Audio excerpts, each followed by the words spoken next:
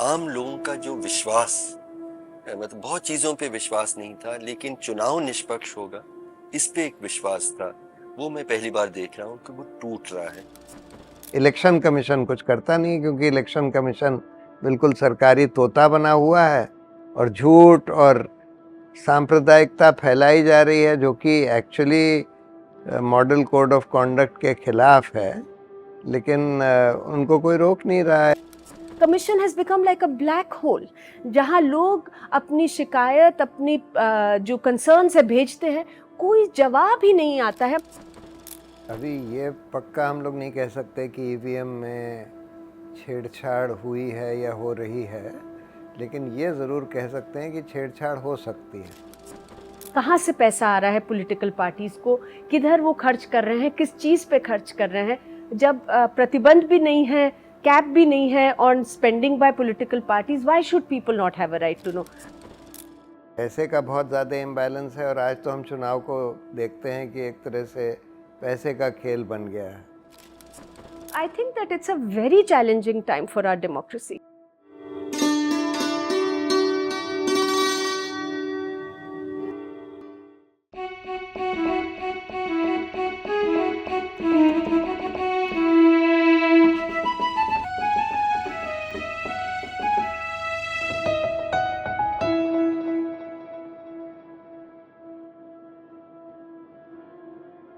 जिंदाबाद। नमस्ते, सलाम। बात देश के हालात की श्रृंखला में आपका आज स्वागत है। आज हम बातचीत करेंगे जो चुनाव चल रहे हैं देश भर में, वो कितने निष्पक्ष हैं, कितने विश्वसनीय हैं, कितने आजाद हैं। इस बातचीत में हम दो विशेषज्ञों को हमने निमंत्रण किया है जो देश भर में बहुत जाने माने हैं इस लड़ाई के लिए कि डेमोक्रेसी को किस तरह से मजबूत कर सके, और खास करके जो पूरी चुनाव की प्रक्रिया है उसकी ईमानदारी को वो सुनिश्चित कर सके, उसकी पारदर्शिता, उसकी विश्वसनीयता के लिए इन्होंने जद्दोजहद की है। एक तरफ प्रशांत भूषण है। प्रशांत भूषण को कोई परिचय की जरूरत तो है नहीं। जनहित वकील के तौर पे 500 से ज्यादा उन्होंने शायद जनहित याचिकाएं लड़ी हैं अलग अलग मुद्दों पर। और मैं अंजलि भारद्वाज को भी निमंत्रण दे रहा हूँ। अंजलि ने national campaign for right to information, उसकी कार्यकारिणी के संयोजक हैं, और साथ में सतर्क नागरिक समिति, जिन्होंने दिल्ली की बस्तियों में आम गरीब कामकाजी लोगों को सूचना के अधिकार के इस्तेमाल में उनको संगठित किया है। इस तरह से बहुत सारे काम किए हैं। आप दोनों को स्वागत है। बातचीत यहीं से शुरू करना चाहता हूँ कि आज़ादी के बाद जब हिंदुस्तान के हमारे जो फाउंडिंग मदर्स फादर्स जिन्होंने देश की कल्पना की थी, जब और संविधान लिखा था, तो जब उन्होंने तय किया था कि इस देश में लोकतंत्र होगा जहाँ हर व्यक्ति, गरीब अमीर औरत मर्द, हर जाति हर धर्म के व्यक्ति को बराबर का एक वोट मिलेगा, और उस आधार पे हम चुनाव लड़ेंगे यहाँ, तो दुनिया भर में लोगों को विश्वास नहीं था कि इस ऐसे देश में जहाँ गरीबी इतनी ज्यादा है, जहाँ शिक्षा का स्तर उस वक्त बहुत कम था, जहाँ असमानता इतनी ज्यादा थी, वहां ये लोकतंत्र चल भी सकता है कि नहीं। लेकिन पूरी दुनिया को आश्चर्य हुआ जिस गहराई से लोकतंत्र ने इस हमारे देश में जड़ पकड़े। बहुत सारे चुनाव हुए, लेकिन ये पहला चुनाव है जहां मैं जगह जगह सुन रहा हूं, जहां लोगों को इस चुनाव की निष्पक्षता पर कुछ संदेह है। क्या ये वास्तविक तौर पे विश्वसनीय है जो पूरी इसकी प्रक्रियाएं हैं। मैं पूछना चाह रहा हूँ शुरू में आप दोनों से कि ये जो लोगों के मन में एक किस्म का डाउट, एक संदेह है पहली बार, इसका ये क्या निराधार है या इसका कोई आधार है? प्रशांत, आप शुरू करना चाहें। नहीं, इसके बहुत सारे आधार हैं, क्योंकि देखिए हर तरह की बेईमानी भी हो रही है चुनाव में, और जो लेवल प्लेइंग फील्ड होनी चाहिए ऑपोजिशन और जो रूलिंग पार्टी है वो भी नहीं है, क्योंकि एक तरफ हम देख रहे हैं कि कई जगह वोटर्स को प्रिवेंट किया जा रहा है वोट देने के लिए, कई जगह उनके नाम हटा दिए गए हैं वोटर्स लिस्ट से, कई जगह बूथ कैप्चरिंग भी हुई है, खासकर मणिपुर, त्रिपुरा वगैरह में, जहाँ पर 100% से ज़्यादा वोट पड़े हैं। लेकिन उससे जो ज़्यादा गंभीर सवाल है वो ये है कि आपने इस चुनाव में एक तरफ तो मोदी साहब या प्रधानमंत्री के लगातार जगह जगह भाषण हो रहे हैं जिसमें कि पूरे सरकारी तंत्र का इस्तेमाल किया जा रहा है उनको इधर उधर ले जाने में, उनकी व्यवस्था करने में, और आज तो खैर सरकारी मुलाजिमों को बिल्कुल बीजेपी के कैंपेन के लिए इस्तेमाल किया जा रहा है। इन्होंने ये सेल्फी पॉइंट्स, विकसित भारत कैंपेन, जिसमें मोदी जी के बड़े बड़े कटआउट सरकारी खर्चे पर लगाए गए हैं। दूसरी बात, सरकार ने हर तरह से सरकारी पैसा इस्तेमाल करके एडवर्टाइजिंग के लिए इस्तेमाल किया। तीसरी बात, जो मीडिया है, जो मेन स्ट्रीम मीडिया है, उसको बिल्कुल सरकार ने अपने कब्ज़े में कर लिया है, जिसकी वजह से एक बिल्कुल जो सरकारी प्रोपेगेंडा है जिसमें कि नफ़रत फैलाना, झूठ फैलाना, वो सब हो रहा है।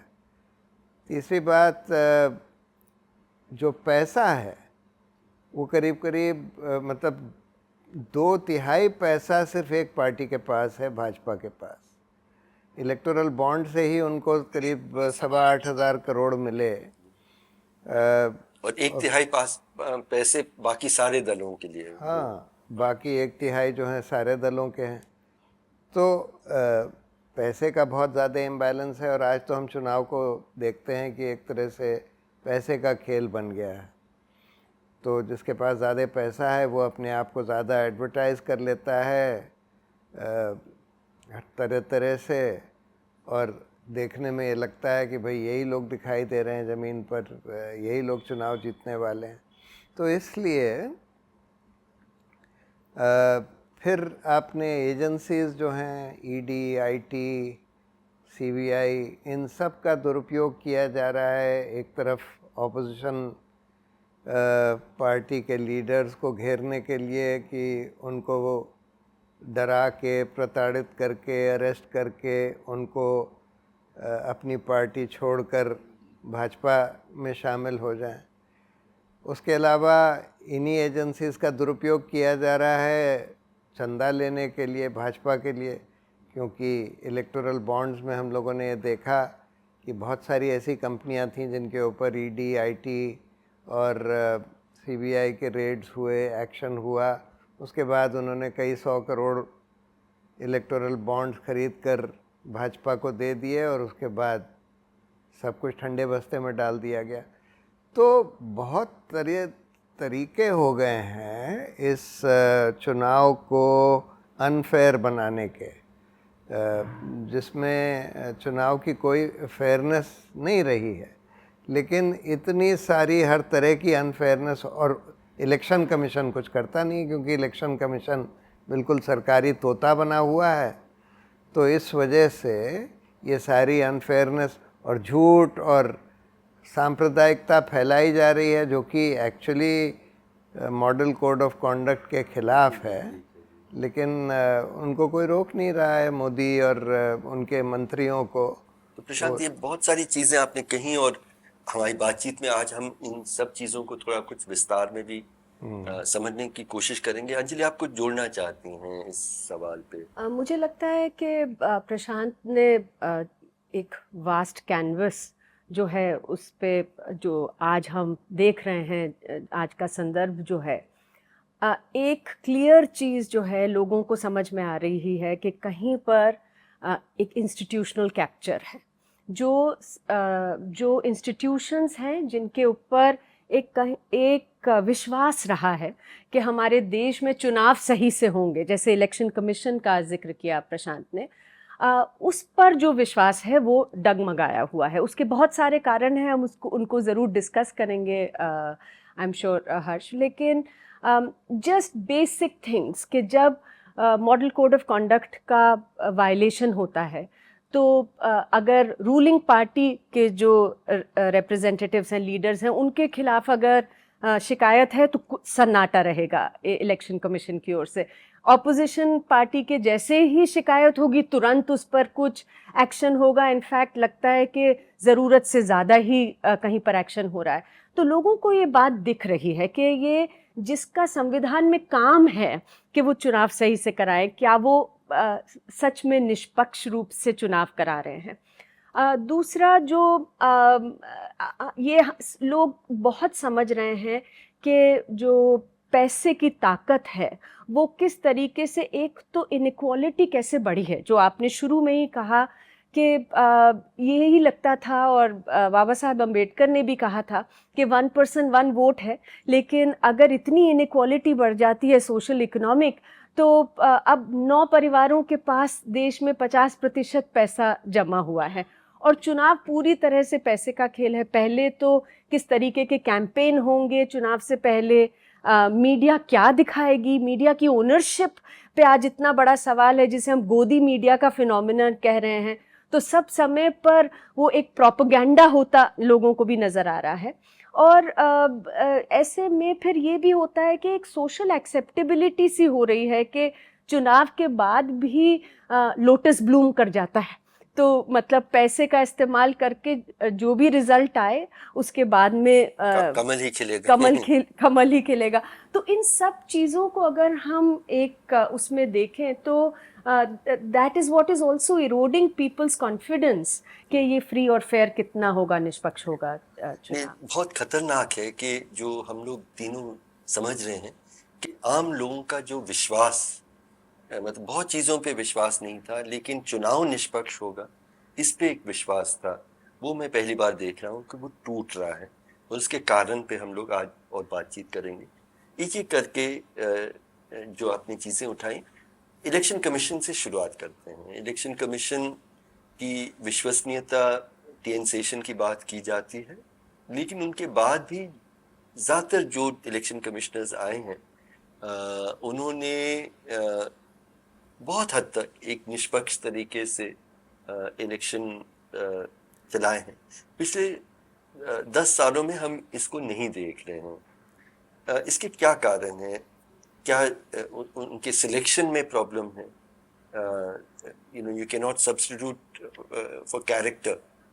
तो किस तरह से हम लोगों को चुनना चाहिए, कैसे चुने जा रहे हैं, और क्या कारण है कि इलेक्शन कमीशन जो उसकी जिम्मेदारी थी वो नहीं निभा पा रही है? Whoever would like to respond. देखिए,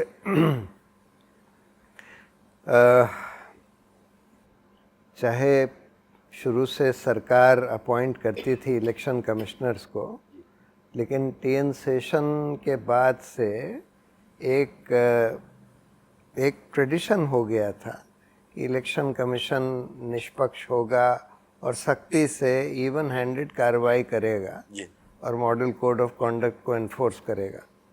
लेकिन पिछले 10 साल में जब से ये मोदी सरकार आई है तब से हम देख रहे हैं धीरे धीरे करके इलेक्शन, और ख़ासकर पिछले 5-6 साल से इलेक्शन कमीशन की स्वतंत्रता चरमराई हुई दिखाई दे रही है। उसका एक उदाहरण ये था कि जब एक बार अशोक लवासा जो इलेक्शन कमिश्नर थे, उन्होंने एक डिसेंट नोट दिया यही प्रधानमंत्री के हेट स्पीच के बारे में, तो उनकी फैमिली के खिलाफ ईडी वगैरह ने कुछ एक्शन शुरू किया, जिससे उनको मजबूर कर दिया गया कि वो रिज़ाइन करके चले जाएं।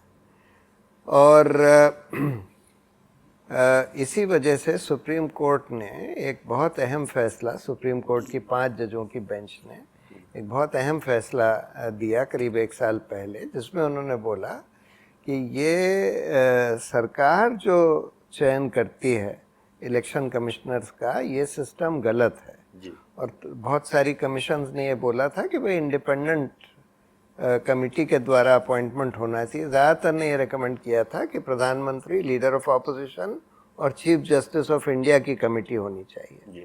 तो उस आधार पर सुप्रीम कोर्ट ने ये ऑर्डर कर दिया कि भाई इन 3 लोगों की सिलेक्शन कमेटी होनी चाहिए, जब तक पार्लियामेंट कोई इस पर कानून नहीं बनाती, क्योंकि कॉन्स्टिट्यूशन में यही लिखा हुआ था।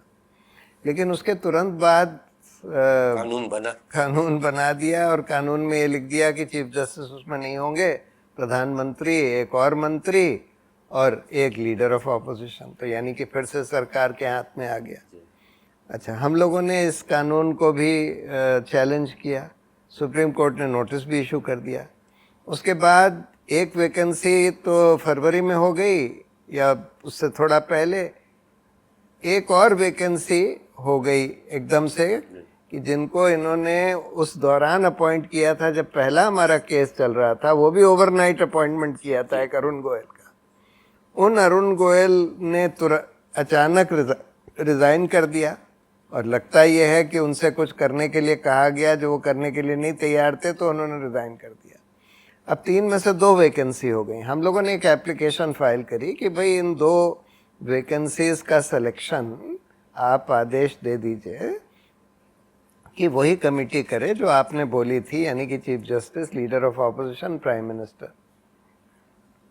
सुप्रीम कोर्ट ने बोला कि हम 2 दिन के बाद सुनवाई करेंगे, लेकिन अगले ही दिन उसके इन्होंने दोनों अपॉइंट कर दिए, और ख़ास लोग जो राम जन्मभूमि ट्रस्ट वस्ट में इन्वॉल्व थे उन लोगों को अपॉइंट कर दिया। और उसके बाद से हम ये देख रहे हैं कि प्रधानमंत्री ने, जैसे अभी उदाहरण के तौर पर अभी 2 दिन पहले एक भाषण दिया कि मुसलमान सब घुसपैठिया हैं। बिल्कुल। अब ये तो बिल्कुल मॉडल कोड ऑफ कॉन्डक्ट के खिलाफ है।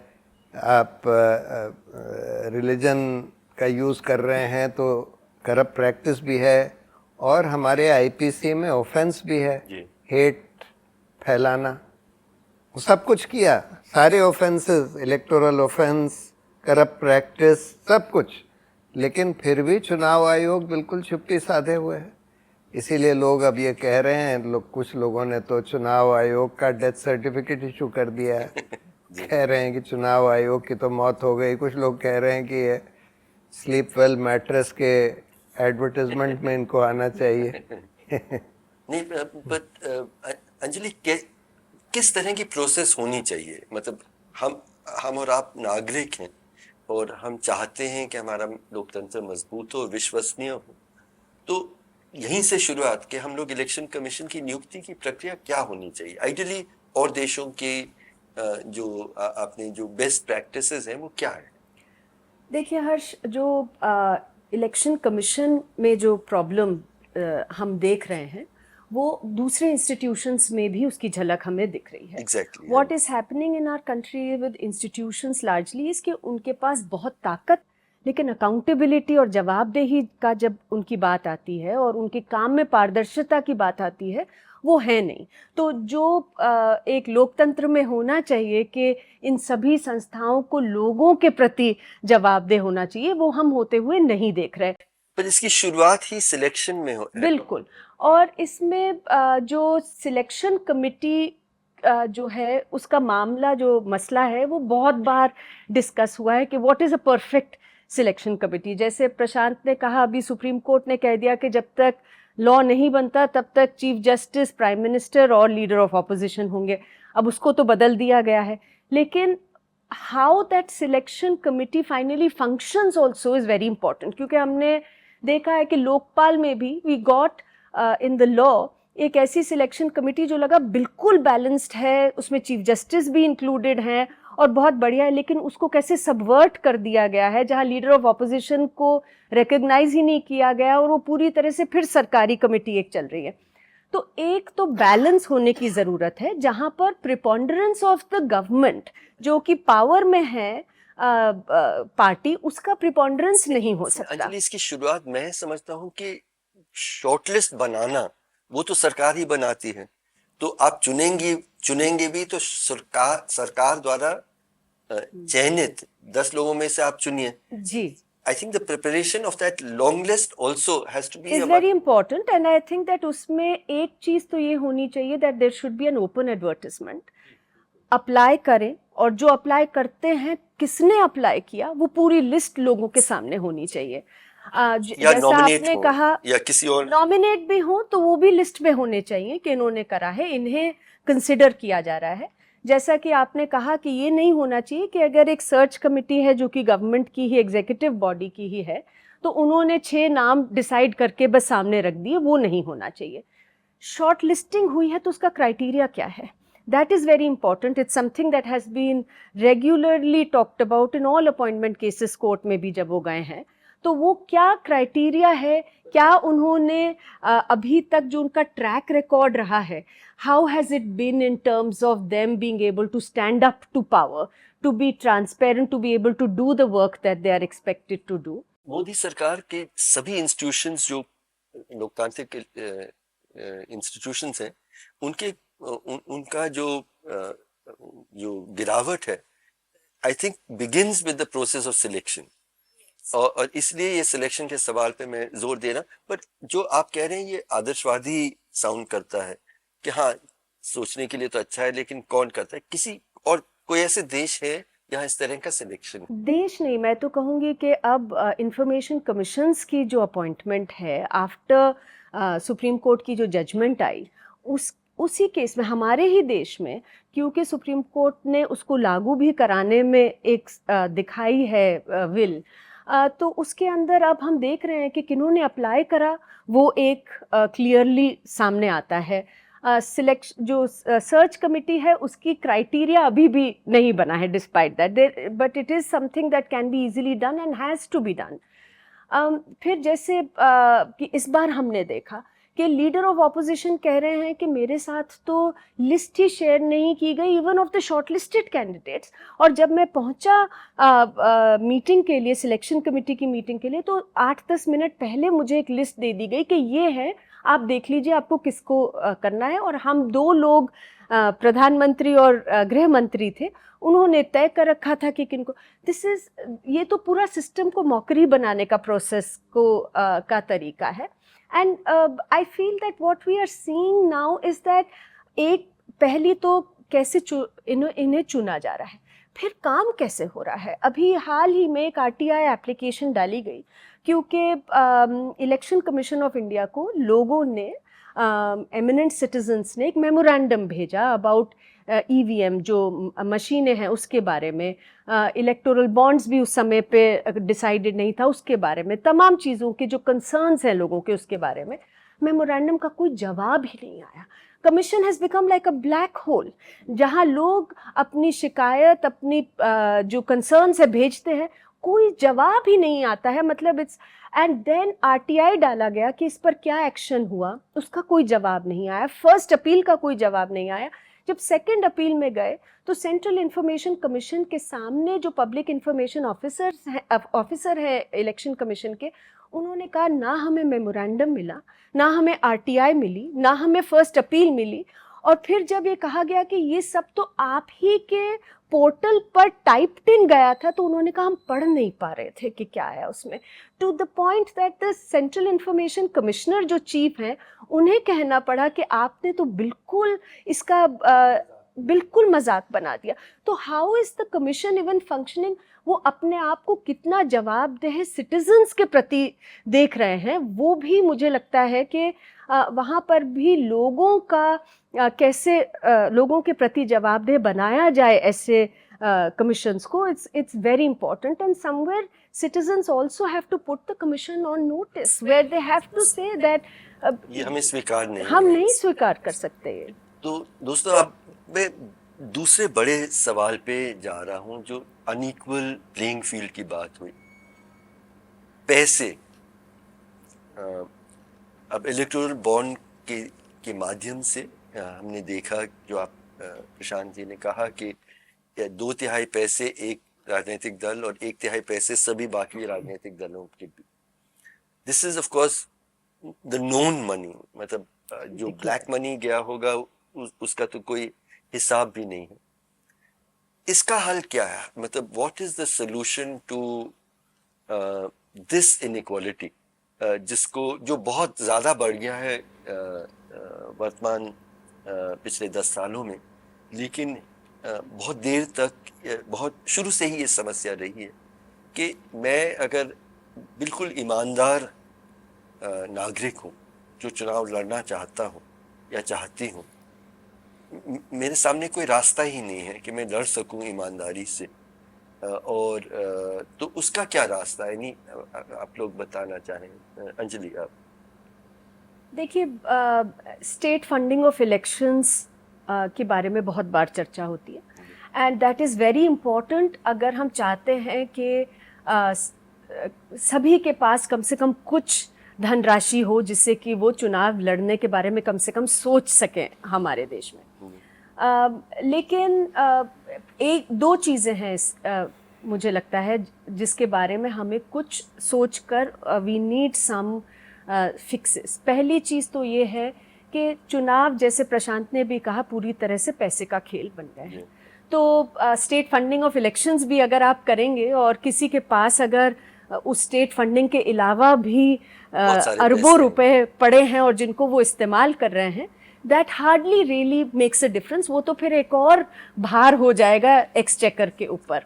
तो जो हमारी मौजूदा स्थिति है वहाँ पर हर कैंडिडेट का जो मैक्सिमम लिमिट है जो वो स्पेंड कर सकते हैं वो डिफाइंड है कि आप 75 लाख से ज़्यादा नहीं स्पेंड कर सकते अगर पार्लियामेंट्री कॉन्स्टिट्यूंसी।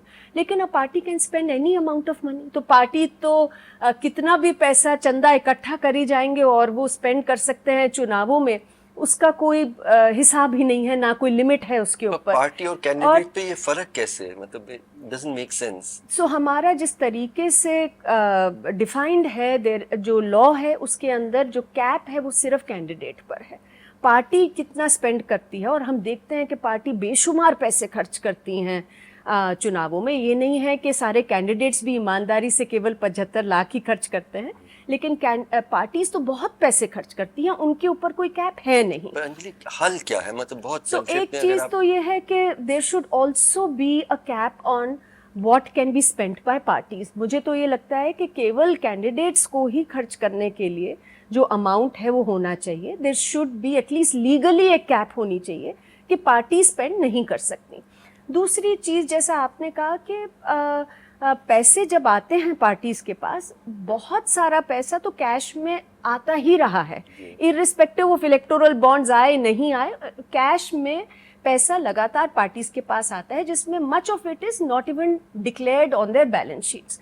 तो जब हम बात कहते हैं कि बीजेपी के पास इतना सारा धन है, वो धन की बात कर रहे हैं हम जो कि उन्होंने खुद डिक्लेयर किया है। और बाकी का जो पैसा जो पार्टियों के पास आ रहा है, उसमें या तो किसी को पता ही नहीं चलता कि कितना पैसा आ रहा है, और या फिर जो लूप होल्स हैं इनकम टैक्स एक्ट में और आरपी एक्ट में, जिसमें लिखा है कि अगर किसी भी पार्टी को पैसे चंदा आता है जो कि 10,000 रुपये से कम है, पार्टी को बताने की ज़रूरत नहीं है किसने पैसा दिया। तो अब ऐसे में कोई भी कंपनी 100 करोड़ भी दे रही हो किसी पार्टी को, वो कहेंगे हमने तो जी बहुत सारे शुभचिंतकों से पैसे इकट्ठे करे, 9,000 रुपये सबसे इकट्ठे करे।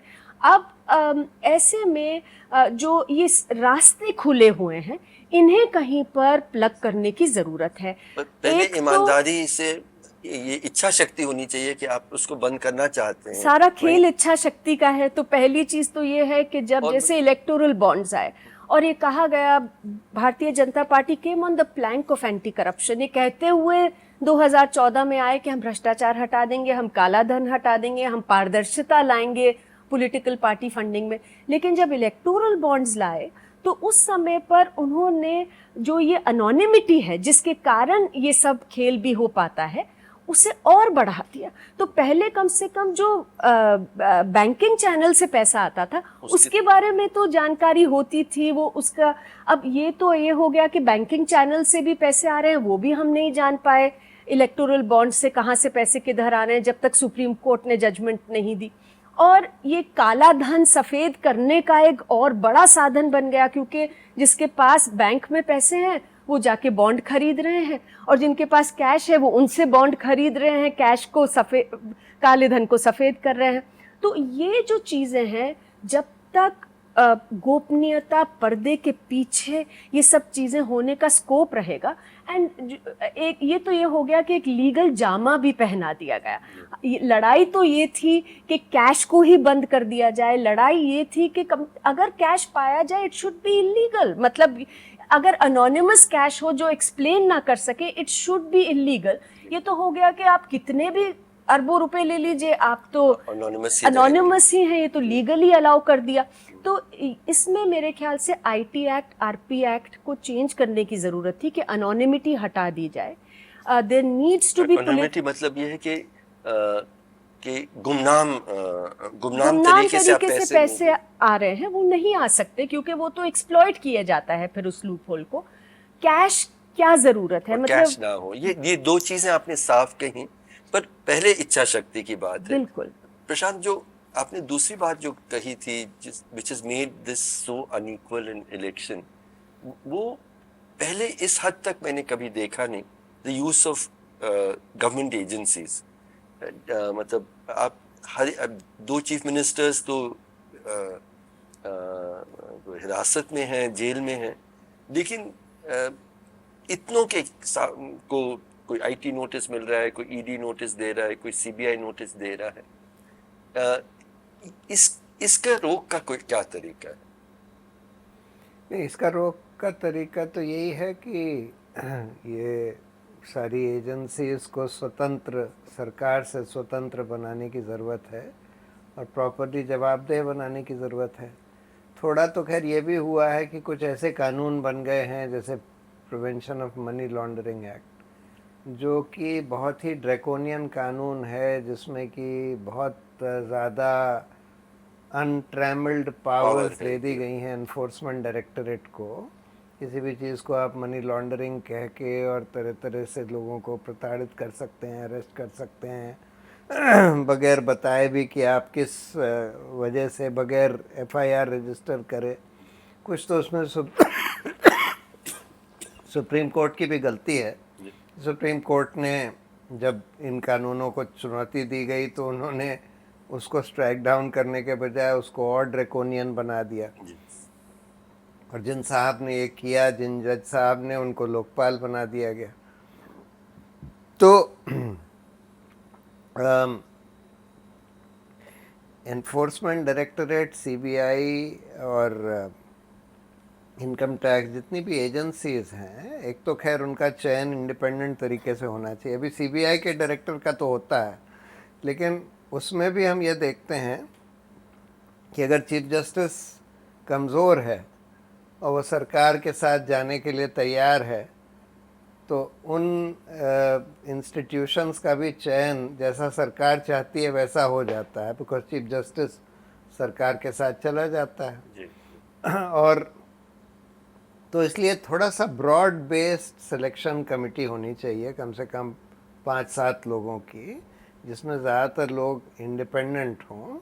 एक बार फिर सिलेक्शन पर the character of the people who are occupying these very important positions, हाँ, उस पे अगर हम उसको नहीं बदलेंगे तो फिर इसका इस्तेमाल और दुरुपयोग तो हाँ, दूसरी बात यह है कि इन एजेंसीज की भी जवाबदेही तो तय होनी चाहिए ना। अभी तो ये होता है कि ये लोग अरेस्ट कर लेते हैं, झूठा केस बना देते हैं, बाद में केस कोलैप्स हो जाता है और किसी को जवाबदेह नहीं ठहराया जाता। 1% कन्विक्शन रेट जो ईडी का है, that should be a matter of shame, मतलब not just a matter of shame, it should be a matter in which those officers जिन्होंने वो झूठा केस बनाया, उनके खिलाफ एक्शन होना चाहिए। बिल्कुल। तब तो कुछ डर होगा ऑफिसर्स में कि भाई हम झूठा केस ना बना दें।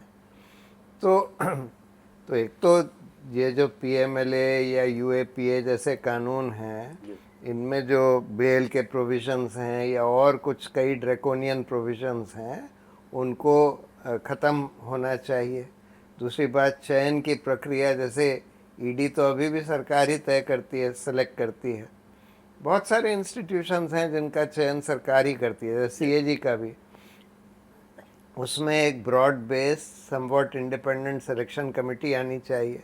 और तीसरी बात, उनको उनकी जवाबदेही तय होनी चाहिए। अगर झूठा केस पकड़ा जाता है, जब कोर्ट का फैसला होता है, उसके बाद तो कम से कम जवाबदेही तय होनी चाहिए। अंजलि, ये चीज़ें तो मतलब सामने दिख रही हैं। मुझे एक और चिंता, और इस चुनाव में भी ऑलरेडी जो पहला दौर निकल चुका है कि कुछ समूह हैं, अल्पसंख्यक समूह, मुस्लिम समूह, दलित समूह, जहाँ गरीब जो देख रहे हैं कि उनके नाम, उन्हें पहले एक चुनाव में भाग लिया था, अब नहीं है। ये जो एक किस्म का जिनसे सरकार अपेक्षा कर रही है कि वो शायद उनके पक्ष में वोट नहीं दें, उनके नाम ही गायब कर लें, ये कैसे हो रहा है और इसको रोकने का क्या तरीका है? देखिए, ये एक बहुत ही कंसर्निंग ट्रेंड लगातार चल रहा है। 2015 में भी चुनावों से पहले आंध्र प्रदेश, तेलंगाना में जब ये मामला कोर्ट में भी आया, तब भी ये बात थी कि 46 लाख ऐसे वोटर्स थे जिन्हें सडनली डिलीट कर दिया गया। उनमें से बहुत सारे वोटर्स अल्पसंख्यक ग्रुप्स और पिछड़े वर्गों से भी थे। और ये आर्बिट्ररी डिलीशंस का जो सिलसिला है, ये लगातार हम लोग देख रहे हैं। और इसके अंदर अगर हम देखें, अभी हाल ही में जो चुनाव हुए तेलंगाना में, वहाँ पे 22 लाख वोटर्स के नाम डिलीट किए गए। और फिर एक बड़ा उस पर सवाल उठा। अब ऐसे में क्या होना चाहिए, क्योंकि ये तो बहुत आसान हो जाता है फिर के जो वोटर्स हैं, जहाँ पे आपको लगे कि रूलिंग पार्टी स्पेशली उन्हें लगे कि हमारे पक्ष में वोट नहीं डलने वाले, तो वहाँ पर इलेक्शन कमीशन और पूरे तंत्र का इस्तेमाल करते हुए और एक तरह से साथ में मिलकर ये सब नाम काटे जाते हैं। सुप्रीम कोर्ट का हाल ही में इसमें जजमेंट आया था, जिसमें कोर्ट ने कहा है कि ये बिल्कुल गलत है और बिना नोटिस दिए हुए आप किसी का नाम नहीं काट सकते। And I think that's a very important safeguard. अगर लगता है कि कहीं पर कोई अब नहीं रहते, क्योंकि इसके अलग अलग तरीके बनते जा रहे हैं। पहले तो काफ़ी ब्लेटेंटली नाम काट दिए जाते थे पूरे परिवार के। अब पूरा परिवार अगर है तो उसमें से अगर 10 लोग का परिवार है तो उसमें से 1 या 2 नाम छोड़ दिए जाते हैं, बाकी सबको डिलीट कर दिया जाता है। तो अगर लगता है कि यहाँ पर कोई नहीं रहते एनीमोर, या फिर somebody has passed away, किसी का देहांत हो गया, तो उनका नाम हटाने से पहले एक प्रोसेस जो है, जो फॉलो होना चाहिए, वो बहुत ज़रूरी है। बिकॉज विदाउट दैट बहुत सारे लोगों को मालूम भी नहीं पड़ता कि नाम हटा दिया गया। और प्रोसेस तो, क्योंकि मैं सरकार में, प्रोसेस तो है, उसका पालन नहीं हो रहा है और किसी की जवाबदेही नहीं है। और फिर वही बात बार बार आती है कि अगर ये इलेक्टोरल रोल्स में भी पारदर्शिता नहीं होगी, अगर हम ये नहीं जान पाएंगे कि लिस्टें क्या हैं, वो प्रॉपरली डिस्प्ले हो रही हैं कि नहीं हो रही हैं। अभी प्रिवेसी के नाम पर जो इलेक्शन कमीशन की पूरी डिजिटाइज्ड लिस्ट्स थी, तो कोई भी समूह या कोई भी बैठकर उस लिस्ट को देख पाते थे। सर्चेबल डेटाबेस था, उससे एक फ़ायदा रहता था कि लोग देख पाते थे कि भाई किन किन के नाम दिख रहे हैं, किसी का डिलीट तो नहीं हो गया। अब वो उसको PDF में अपलोड कर दिया गया है, तो it is not searchable any more. और आप अपनी कॉन्स्टिट्यूएंसी लेवल तक जाके देखेंगे, अपने बूथ लेवल तक। और ये सरकार तो डिजिटल पे बहुत ज़्यादा जोर दे रही है, ये एक लेकिन प्रिवेसी के नाम पर अब तो बड़ा डर ये है कि जब से डेटा प्रोटेक्शन कानून आया है, थैंकफुली वो अभी लागू नहीं हुआ है, but one big fear is कि अब ये हो रहा है कि पर्सनल डेटा नहीं मिलना चाहिए। तो अब अगर आप इलेक्टोरल लिस्ट को देखें, वोटर लिस्ट को, उसमें तो नाम है, पता है, फोटोग्राफ तक है लोगों की। तो अगर ये सारा कुछ कोशिश होगी कि इसको पर्दे के पीछे कर दिया जाए, तो then how do we even prevent electoral fraud? फिर तो जिसका मन चाहेगा उनका नाम काट दिया जाएगा, जिनका चाहेगा वो ऐड कर दिया जाएगा. तो I think that these two things are very important. Following the process, that without giving a proper notice नाम नहीं कट सकता, और एक पूरी तरह से लोगों के पास. और मैं तो ये भी कहना चाहूँगी हर्ष कि हमारे देश में जो रियलिटी है, NFHS का जो डेटा है, NFHS 5 का, उसमें 33% औरतों ने केवल हमारे देश में एक बार भी इंटरनेट का यूज़ किया है. मतलब even single use of the internet has only been by 33% women. ऐसे में how do we make all these, ये जो इलेक्टोरल लिस्ट्स हैं, इनको एक्सेसिबल कैसे कराया जाए? कोशिश ये होनी चाहिए कि हर दफ्तर में, हर जगह पर कम से कम जो नोटिस बोर्ड्स पे ये सब लगे, जिससे लोग चेक कर सके, एम्पावर्ड हो, और बैठ के पंचायत में पढ़ के सुनाया जाए. Because that is really what is required in a country like ours. वो नहीं हो रहा, और उस पर भी फिर इच्छा शक्ति की बात है, और इलेक्शन कमीशन के जवाबदेही की भी बात है. प्रशांत, जो आई थिंक लोगों को सबसे ज्यादा अगर एक बात पर चिंता है वो है ईवीएम पर, ईवीएम की विश्वसनीयता पर. और बहुत लोग नहीं जानते हैं, प्रशांत वकील बनने से पहले इनका विज्ञान में बहुत लंबी पढ़ाई भी रही है, वो तकनीकी पहलुओं को भी समझते हैं. तो ईवीएम मतलब दो अलग अलग विचार हैं. एक तो समझते हैं कि इसमें घोटाला हो ही नहीं सकता, और एक ये विचार है कि इसमें और जो पहला जो मानते हैं वो कहते हैं कि कंस्पिरेसी थियरीज आप लोग बनाते हैं. और मैं बहुत साल जब कलेक्टर रहा तो बहुत सारे चुनाव मैंने बैलेट पेपर्स के साथ किए. उसमें कोई कमी नहीं थी. मतलब उसमें चलिए बूथ कैप्चरिंग होता था, वो तो अभी भी हो रहा है कहीं कहीं, लेकिन बाकी एक बहुत पारदर्शी तरीके से उसकी गिनती होती थी. और ये ईवीएम में उसके प्रति जो अविश्वास बना है वो कितना आधार सहित है, कितना निराधार है, आपकी राय? देखिए, अभी ये पक्का हम लोग नहीं कह सकते कि ईवीएम में छेड़छाड़ हुई है या हो रही है, लेकिन ये ज़रूर कह सकते हैं कि छेड़छाड़ हो सकती है. ये ज़रूरी है, बिल्कुल. क्योंकि उसमें ईवीएम के 3 यूनिट्स होते हैं, बैलेट यूनिट, एक वीवीपैट यूनिट और एक कंट्रोल यूनिट. कंट्रोल यूनिट में वोट रिकॉर्ड होती है, वीवीपैट में आपकी पर्ची छपती है. तो वीवीपैट और कंट्रोल यूनिट दोनों में ही प्रोग्रामेबल चिप्स हैं, जिसमें एक फ्लैश मेमोरी होती है, जिसमें आप कोई भी प्रोग्राम आप डालना चाहें डाल सकते हैं. तो इसलिए उसमें अगर आप ऐसा मेलिशियस प्रोग्राम डाल दें कि अगर 2 कंसेक्यूटिव वोट्स एक पार्टी को दी जाएगी तो उसमें से एक वोट किसी और पार्टी को ट्रांसफ़र कर दी जाएगी वगैरह, तो वो आप मेलिशियस प्रोग्राम वीवीपैट मशीन में भी डाल सकते हैं, और कंट्रोल यूनिट में तो वहीं से सिग्नल जाता है, तो वही मेलिशियस प्रोग्राम कंट्रोल यूनिट में भी रिकॉर्ड हो जाएगा. अच्छा, इन्होंने 2017 में वीवीपैट सुप्रीम कोर्ट ने बोला था कि भाई पेपर ट्रेल होनी चाहिए, इसलिए मशीन लगाई गई कि जब आप बटन दबाते हैं तो आपको एक पर्ची दिखती है प्रिंटर के ऊपर कि भाई आपने जिस पार्टी को वोट दिया उसका सिंबल दिखेगा.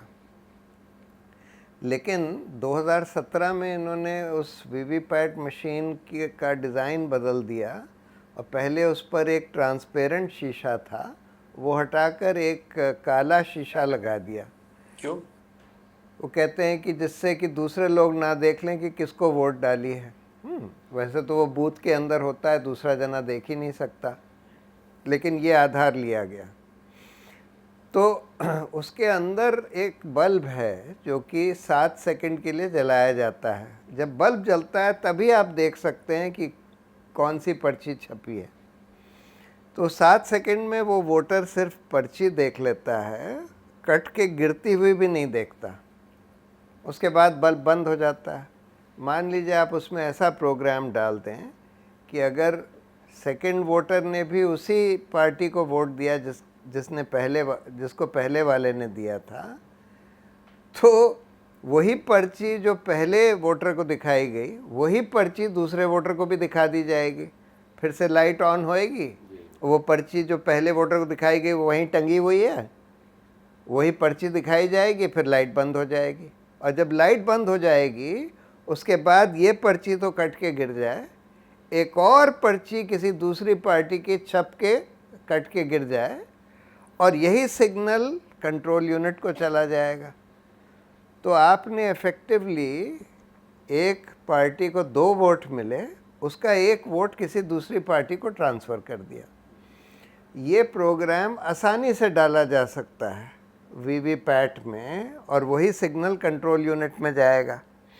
तो दोनों मैच तो हो जाएंगे, जब आप वीवीपैट और कंट्रोल यूनिट के वोट्स का मैचिंग करेंगे मैच हो जाएंगे, लेकिन दोनों में मैनिपुलेशन हो गया। बट प्रशांत, तो जो हम हल कई बार सुनते हैं कि वीवीपैट का 100% काउंटिंग होना चाहिए, उससे इसका तो हल नहीं होगा जो आप इससे बता रहे नहीं हैं। होएगा। तो इसलिए हम लोग 2 चीज़ें कहते हैं कि या तो आप उसमें शीशा ट्रांसपेरेंट लगा दीजिए या फिर लाइट हर समय ऑन रखिए, सिर्फ 7 सेकंड के लिए नहीं, जिससे कि लोग कट के पर्ची गिरती हुई देख सकें और कोई दूसरी पर्ची छप रही है उसके बाद उसको भी देख सकें।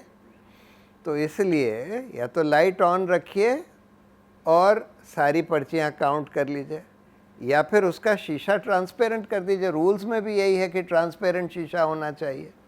सो इसलिए वो आसानी से किया जा सकता है। और जो ये कहते हैं इलेक्शन कमीशन वाले कि हम वीवीपैट की सारी पर्चियाँ नहीं काउंट, अभी सिर्फ 2% वीवीपैट की पर्चियाँ काउंट होती हैं। वो कहते हैं कि नहीं, अगर हम सब काउंट करेंगे तो बहुत समय लग जाएगा, कई दिन लग जाएंगे। तो बकवास है। जब बैलेट पेपर बड़े बड़े होते थे तो तब हम भी लोग काउंटिंग हम होती लोग थी, 24 घंटे के अंदर कर ही लेते थे। 24 घंटे के अंदर हो जाती थी। अब तो छोटी छोटी पर्चियाँ हैं, उसमें सिर्फ सिंबल होता है। आपको बंडल बनाने हैं और आप एक नोट काउंटिंग मशीन लगा दीजिए, व्र व्र व्र सब काउंट हो जाएंगे। सो देफो उसमें कोई टाइम ही नहीं लगेगा। तो कुरैशी साहब जो पहले चीफ इलेक्शन कमिश्नर थे, उन्होंने बोला है कि 4-6 घंटे में सारे वीवीपैट की पर्चियाँ काउंट हो सकती हैं। तो ये कोई 3 चीजें, मतलब ये है justification ही नहीं है। कि ट्रांसपेरेंट शीशा हो, लाइट चलता रहे ये और 100% अगर काउंटिंग। ट्रांसपेरेंट शीशा हो तो लाइट की ज़रूरत ही नहीं है। अगर ट्रांसपेरेंट नहीं है, काला ही है, तो लाइट जलती रहे। अभी वो कह रहे हैं कि हमने काले शीशे लगा दिए हैं। अरे भाई, तो काले लगा दिए हैं तो लाइट जला कर रखिए, और नहीं तो उसका शीशा बदल दीजिए, ट्रांसपेरेंट कर दीजिए और सारे वीवीपैट के पर्ची काउंट कर लीजिए। बड़ा सिंपल सोल्यूशन है। इससे उसकी विश्वसनीयता बढ़ेगी। आज अभी वो लोक नीति का जो पोल हुआ था उसमें एक सवाल ये भी पूछा था कि भाई आपको ईवीएम पर विश्वास है? अधिकतर लोगों ने बोला कि उनको विश्वास नहीं है। तो जब इतना ज़्यादा लैक ऑफ कॉन्फिडेंस है ईवीएम के ऊपर, तो ये एडिशन करने में क्या दिक्कत है?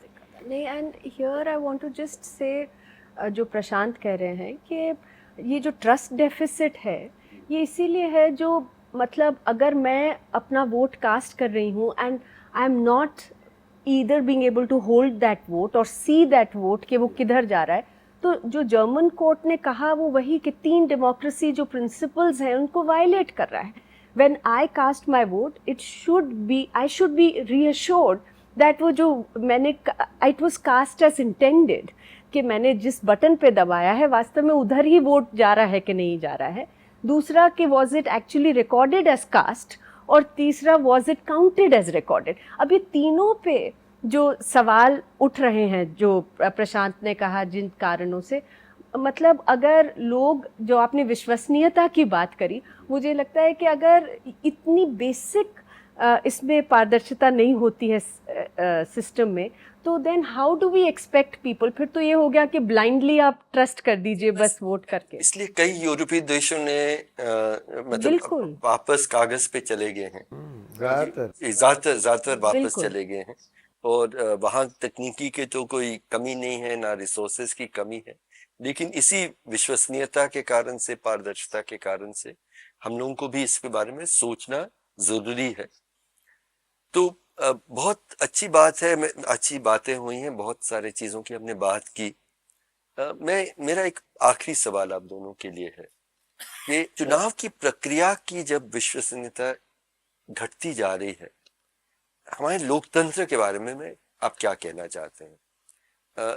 Elections is not equal to democracy is not equal to universal adult franchise. लेकिन यूनिवर्सल एडल्ट फ्रेंचाइज ही नहीं हो तो लोकतंत्र क्या बचेगा? तो अब चुनाव संपन्न हो रहे हैं, उनमें ये सारी कमियां हैं। जो भी सरकार चुनी जाएगी, लोगों के मन में एक, बहुत सारे लोगों के मन में एक आधार होगा, एक शक होगा कि सचमुच हमने इनको चुना या वैसे ही लोग आ गए। तो इस तरह की सरकार जिसके चुनने में ही विश्वसनीयता नहीं है, वो किस तरह का लोकतंत्र चलाएंगे?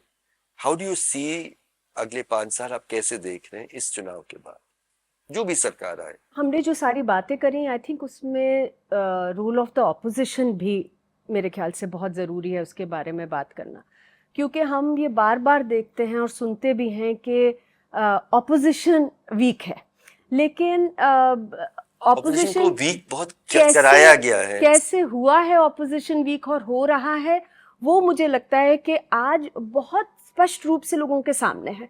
जैसे आपने कहा कि 2 सिटिंग मतलब 2 चीफ मिनिस्टर्स आज जेल में हैं, एंड जस्ट शॉर्टली इलेक्शन से बिल्कुल पहले, ये नहीं कि बहुत समय पहले उन्हें जेल में डाला गया है।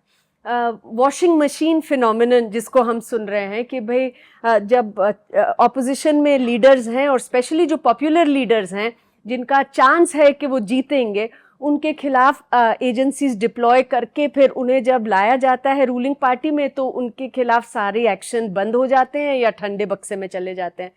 तो लोगों को ये समझ में आ रहा है कि ऑपोजिशन तो मतलब ये 2 तरफा मैच तो हो ही नहीं रहा। लेवल प्लेइंग फील्ड की बात तो छोड़िए, मतलब कई जगह पे जब सूरत में जिस तरीके की चीज हो रही है कि इलेक्शन कमीशन का भी क्या रोल नजर आ रहा है, जहां पर एक जो मेन ऑपोजिशन पार्टी है उनको डिस्क्वालीफाई किया जाता है कैंडिडेट को, और बाकी सब सडनली मैदान छोड़कर भाग जाते हैं।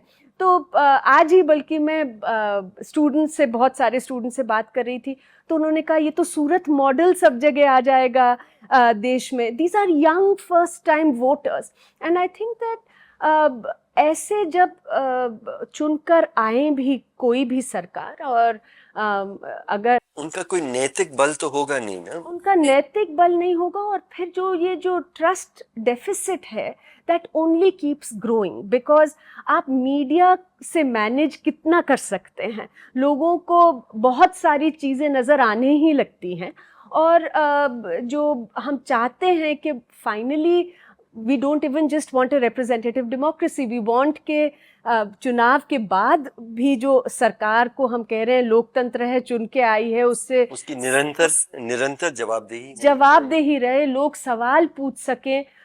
उसमें फिर लोगों को ये भी समझ में आ रहा है कि सवाल पूछने वालों पर अटैक है, और जो भी सवाल पूछने के तंत्र हैं उन्हें खत्म किया जा रहा है। So I think that it's a very challenging time for our democracy. और जब हम चुनावों की विश्वसनीयता की बात कर रहे हैं, आज मेरे ख्याल से लोकतंत्र का ही सवाल है। उसके बिल्कुल सही है कि वो ये एक किस्म का संकेत है, लेकिन लोकतंत्र ओवरऑल उसकी विश्वसनीयता बहुत बहुत बिखर रही है जी, और जी। ये खतरनाक है, बहुत खतरनाक है हिंदुस्तान के नागरिक। एक चीज़ मैं जिस कहना चाहता था कि चुनाव पैसे का खेल क्यों बन गया है। हमारी सिस्टम में फर्स्ट पास द पोस्ट है 2 लेवल्स पर।